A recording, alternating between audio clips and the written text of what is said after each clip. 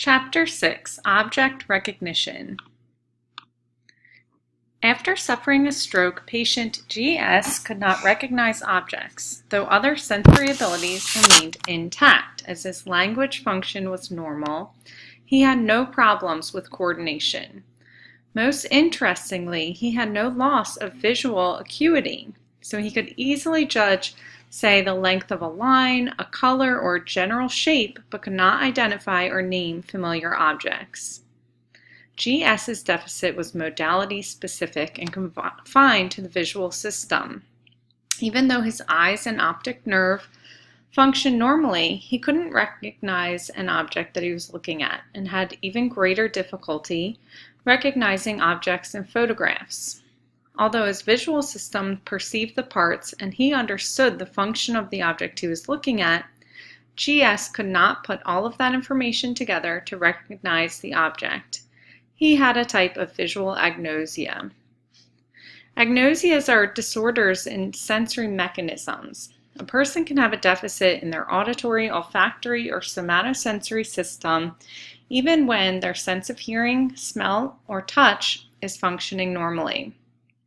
The label agnosia was coined by Sigmund Freud, who derived it from the Greek a, without, and gnosis, knowledge.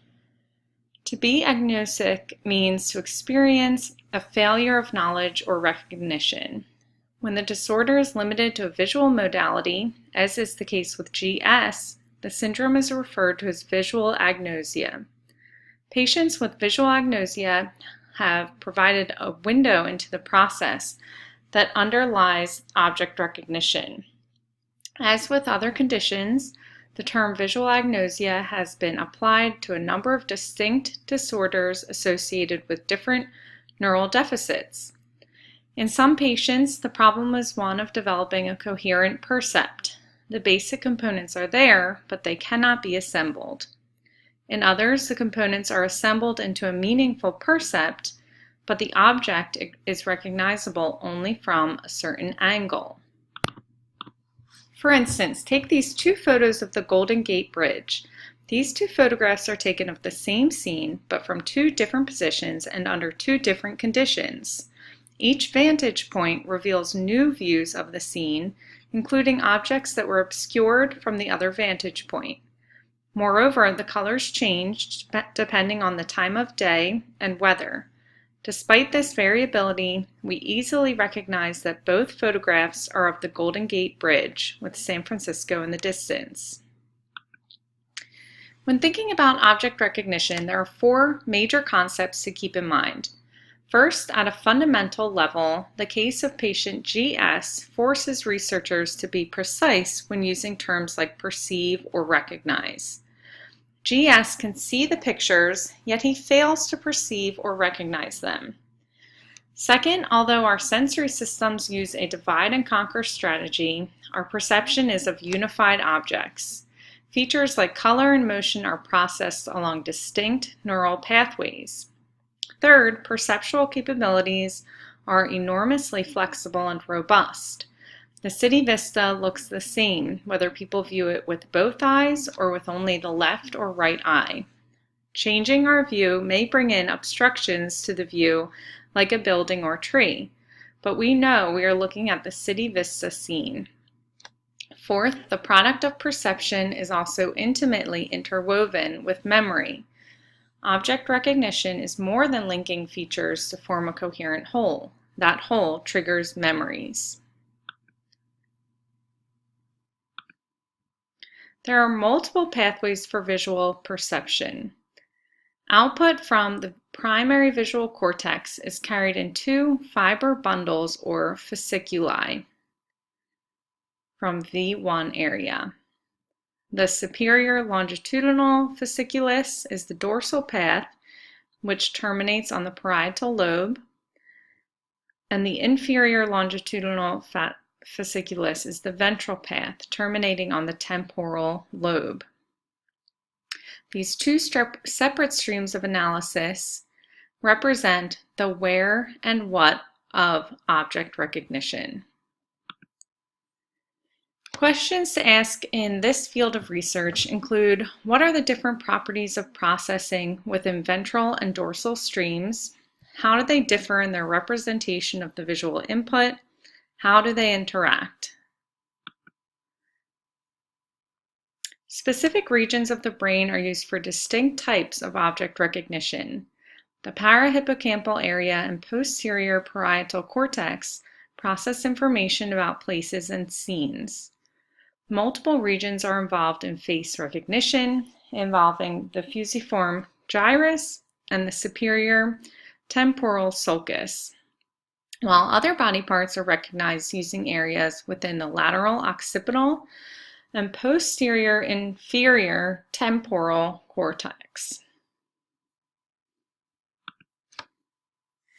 The ventral stream is specialized for object perception and recognition, for determining what we are looking at. The dorsal stream is specialized for spatial perception, for determining where an object is. To respond appropriately, we must recognize what we are looking at and know where it is. These facts are supported by lesion studies in animals like monkeys.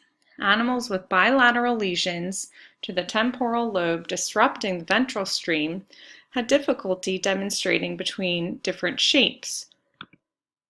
The separation of what and where is not limited to only the visual system. In fact, auditory processing regions are similarly divided, where the anterior portion is responsible for auditory pattern processing, an example, what is the sound?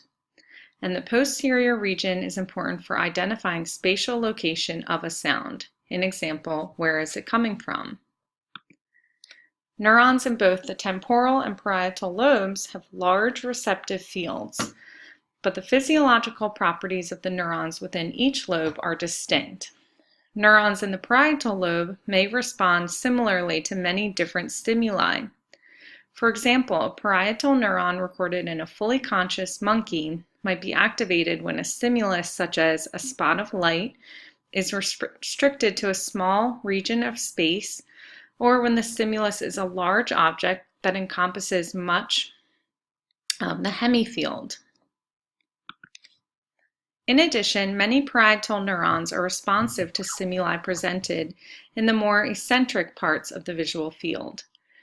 Although 40% of these neurons have receptive fields near the central region of vision, the remaining cells have receptive fields that exclude the foveal region. These eccentrically tuned cells are ideally suited for detecting the presence and location of a stimulus, especially one that has just entered the field of view. The response of neurons in the ventral stream of the temporal lobe is quite different.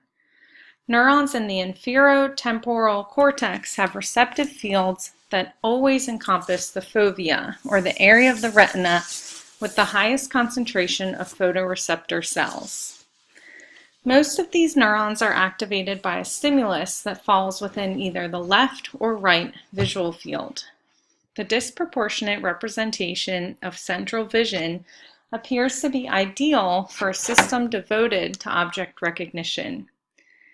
We usually look directly at things we wish to identify, thereby taking advantage of the greater acuity of foveal vision. Cells within the visual areas of the temporal lobe have diverse patterns of selectivity. Early in processing, cells show preference for simple features like edges. Later on, cells show preference for much more complex features, like human body parts, apples, flowers, or snakes. Recordings from one such cell located in the inferotemporal cortex are shown in this figure. Neurons in the inferior temporal cortex rarely respond to simple stimuli such as lines or spots of light. Rather, they respond to more complex objects such as hands. This cell responded weakly when the image did not include the defining fingers of the hand.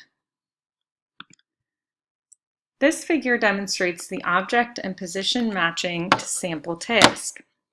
The study and test displays each contain 3 objects in 3 positions. On object retrieval trials, the participant judges if the 3 objects were the same or different. On position retrieval trials, the participant judges if the 3 objects are in the same or different locations. In the examples depicted, the correct response would be same for the object task trial and different for the position task trial. During position task, increased blood flow in the parietal lobe of the right hemisphere is seen. During the object task, increased blood flow bilaterally at the junction of the occipital and temporal lobes is seen. The parietal cortex is central to spatial attention. Lesions of this lobe can also produce severe disturbances in the ability to represent the world's spatial layout and the spatial relations of objects within it. More revealing have been functional dissociations in the performance of patients with visual agnosia. A patient known as DF suffered carbon monoxide intoxication because of a leaky propane gas heater, which caused severe object recognition disorder. She made errors in naming household items, such as labeling a cup an ashtray or a fork a knife when shown drawings of common objects. DF could not identify a single one, though she was able to identify objects when placed in her hand and had normal visual acuity. Patient DF performed poorly in the explicit matching task when asked to match the orientation of a card to that of a slot, orienting the card vertically even when the slot was horizontal. When asked to insert the card into the slot, however, DF quickly reached forward and inserted the card. DF's performance showed that the 2 processing systems make use of perceptual information from different sources.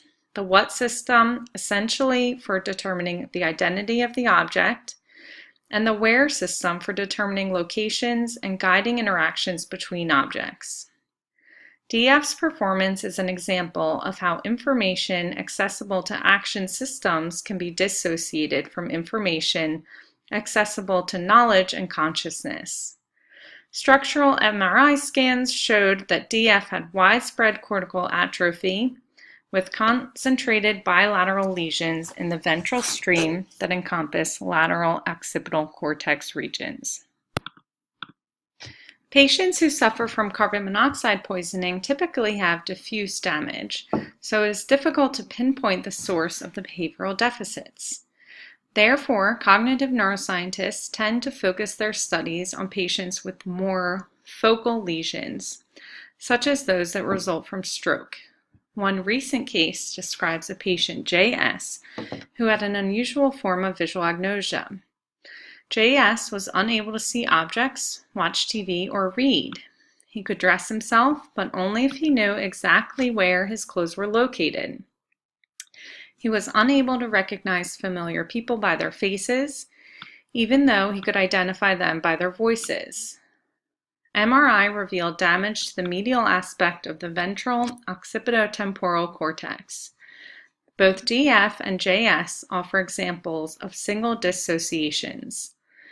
The opposite dissociation is found with optic ataxia, where people can recognize objects yet cannot use visual information to guide their actions.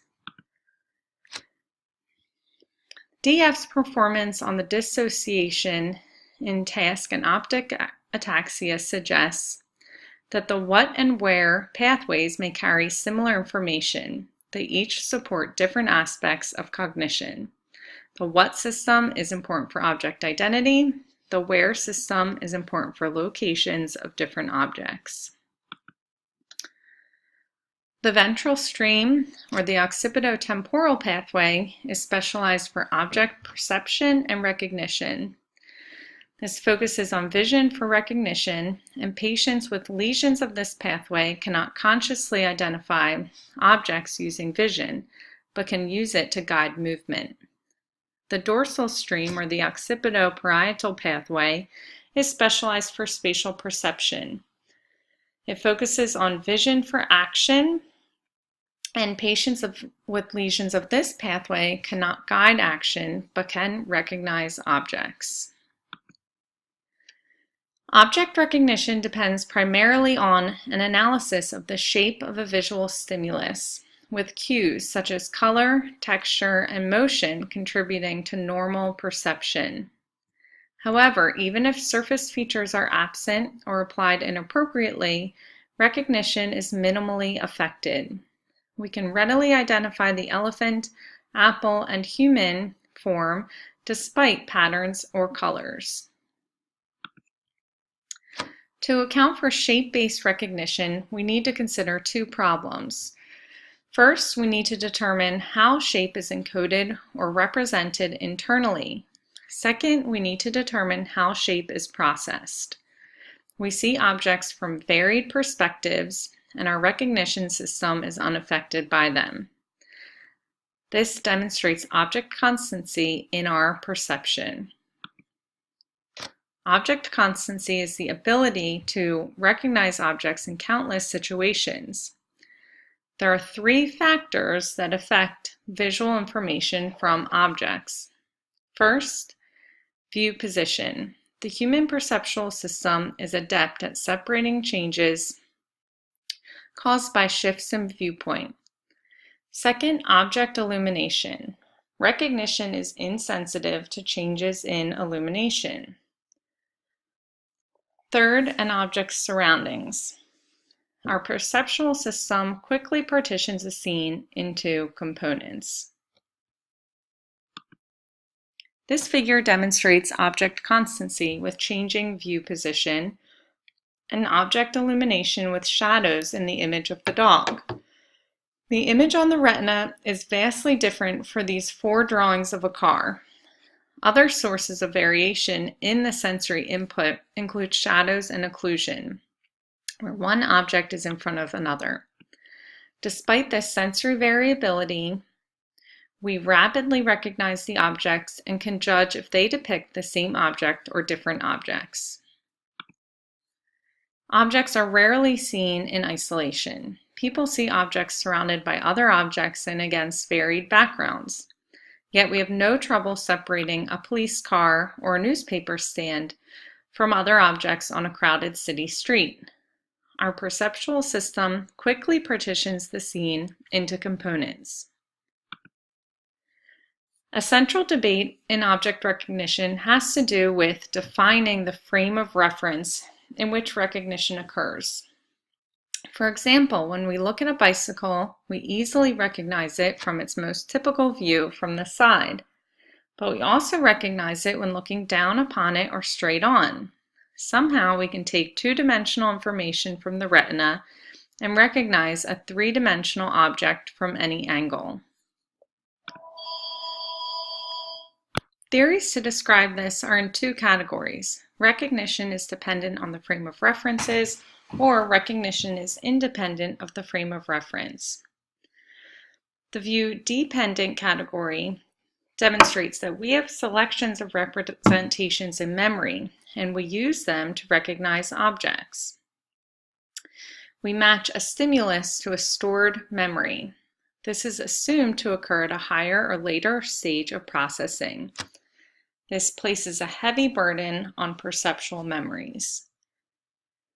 The view invariant category or theory demonstrates that regardless of view, as long as critical properties of objects remain independent, we'll recognize the object.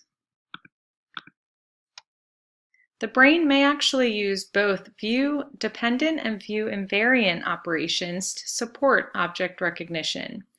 An fMRI study out of the University College of London explored this hypothesis. The study was motivated by the finding from various imaging studies that when a stimulus is repeated, the blood oxygen level dependent response is lower in the second presentation compared to the first. The repetition suppression effect is hypothesized to indicate increased neural efficiency. Experimenters observed a repetition suppression effect from the left ventral occipital cortex, regardless of whether the object was shown from the same or a different viewpoint, consistent with a view invariant representation. In contrast, activation in the right area decreased when second presentation was from the original viewpoint, view dependent. When the object was shown from a new viewpoint, the bold response was similar to that observed for the object in the initial presentation. Thus, the two hemispheres may process information in different ways, providing two snapshots of the world. Let's now consider how shape is encoded. Recognition may involve a hierarchy where each successive stage adds on a layer of complexity, where simple features are combined to form edges and corners, and these are grouped into parts and parts into objects. The same basic components, 5 lines, can form different items. Example, a pentagon or a pyramid, depending on their arrangement. Although the low-level components are the same, the high-level percepts are distinct. One way to investigate how we encode shapes is to identify areas of the brain that are active when comparing contours that form a recognizable shape versus contours that are just squiggles. How do activity patterns in the brain change when a shape is familiar? This question emphasizes the idea that perception involves a connection between sensation and memory. A PET study explored this and was designed to isolate the specific mental operations used when people viewed familiar shapes, novel shapes, or stimuli formed by scrambling the shapes to form random drawings. All 3 types of stimuli should engage the early stages of visual perception, or what's called feature extraction.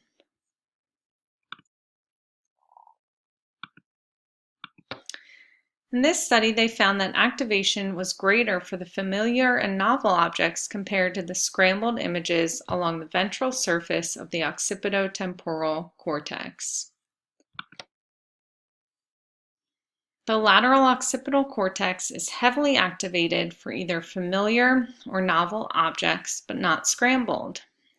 Thus, the lateral occipital cortex appears to be critical for shape and object recognition, where it primarily uses shape for recognition. Object constancy, in summary, refers to our ability to recognize objects in varied situations. Object perception may occur in a view-dependent and view-variant frame of reference.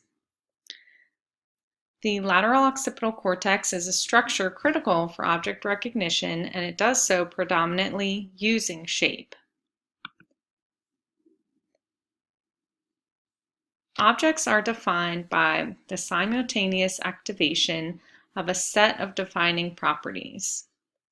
In this example, Granny is recognized here by the co-occurrence of her wrinkles, face shape, hair color, and so on.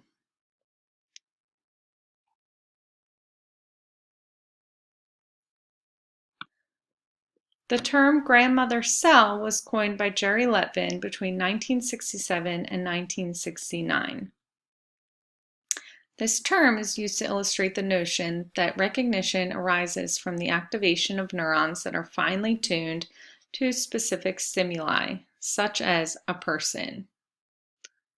In contrast, ensemble theories propose that stimulus recognition is based on functional connectivity or the collective activation of many neurons.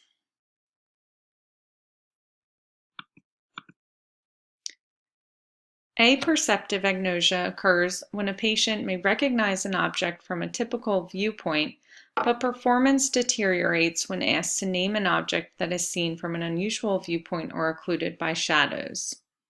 In the unusual views test, participants must judge whether 2 images seen from different vantage points show the same object.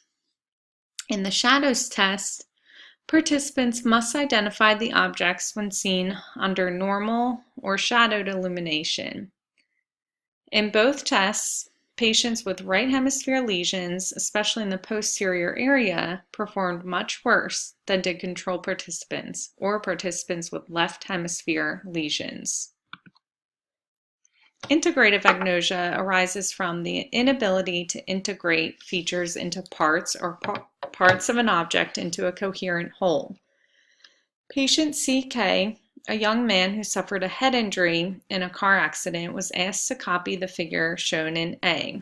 His overall performance was quite good.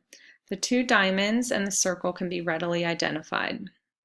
However, as noted in the text, the numbers indicate the order he used to produce the segments. For CK, each intersection defines segments of different parts. He failed to link these parts into recognizable wholes, the defining characteristic of integrative agnosia. Associate agnosia is a failure of visual object recognition that cannot be attributed to a problem of integrating parts to form a whole or to a perceptual limitation, such as a failure of object constancy. A person with associative agnosia can perceive objects with his visual system, but cannot understand or assign meaning to the objects. In this figure, patient FRA, who had a condition known as alexia, had an infarct of the left posterior cerebral artery. The lesioned area was primarily in the occipital region of the left hemisphere. He was unable to name visually presented objects.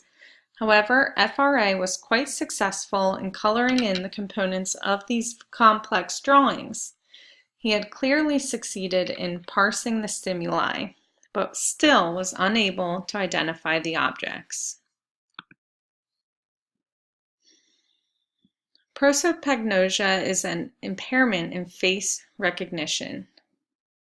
Faces offer information like about age, health, gender, and provide cues in friendship, pleasure, displeasure, agreement, or confusion.